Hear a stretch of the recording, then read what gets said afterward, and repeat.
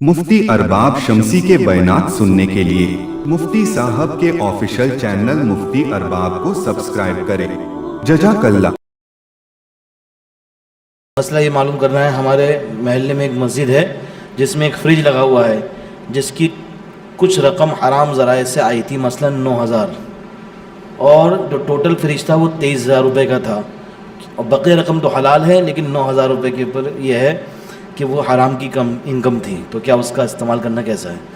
देखिए, जब ये बात पता चल गई कि उसमें 9,000 रुपये हराम की कमाई है, तो जब तक सब लोग जमा करके 9,000 रुपये की रकम को सदका नहीं कर देते तब तक उससे पानी पीना जायज़ तो है।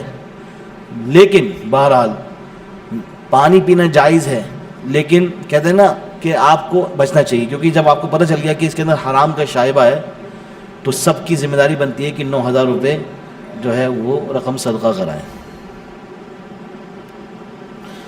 मैंने कुछ पैसे कुर्बानी के लिए जमा किए थे और उसी दौरान मेरे उम्रे का प्रोग्राम हो गया, तो मैंने वो उम्रे में इस्तेमाल कर लिया और उसमें निकालते वक्त ये नियत की थी कि अगर मेरे पास इतना पैसा रहा तो मैं कुर्बानी ज़रूर करूँगा, लेकिन जब घर वापस आया तो इतनी रकम नहीं बची।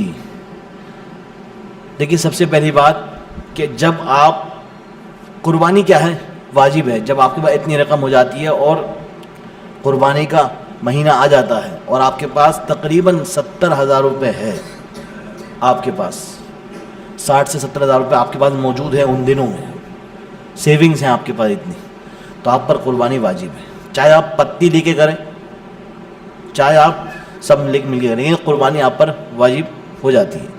तो उम्रे की जो इबादत आपने की जो उम्रे की इबादत की गई वो नफिल इबादत थी, तो वाजिब का दर्जा बड़ा है, नफिल का दर्जा नीचे है। तो अगर आपने नियत की थी तो सिर्फ नियत करने से कुर्बानी वाजिब नहीं होती है, बल्कि कुर्बानी वाजिब जब होती है जब दौरान कुर्बानी के दिनों में आपके पास इतना माल हो, 70,000 रुपये आपके पास हों, तो आप पर कुर्बानी वाजिब हो जाएगी। मस्जिद की चंदा की रकम ज़िम्मेदारान मस्जिद अपनी ज़ाती मफाद के लिए इस्तेमाल कर सकते हैं? नहीं भाई, मस्जिद का फ़ंड मस्जिद के लिए होता है।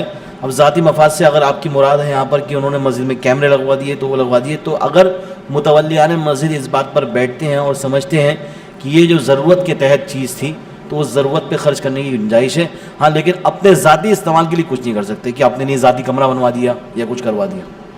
क्या कोई लड़का अपनी सौतेली माँ यानी अपने बाप की दूसरी बीवी के साथ उम्रा या हज पर जा सकता है?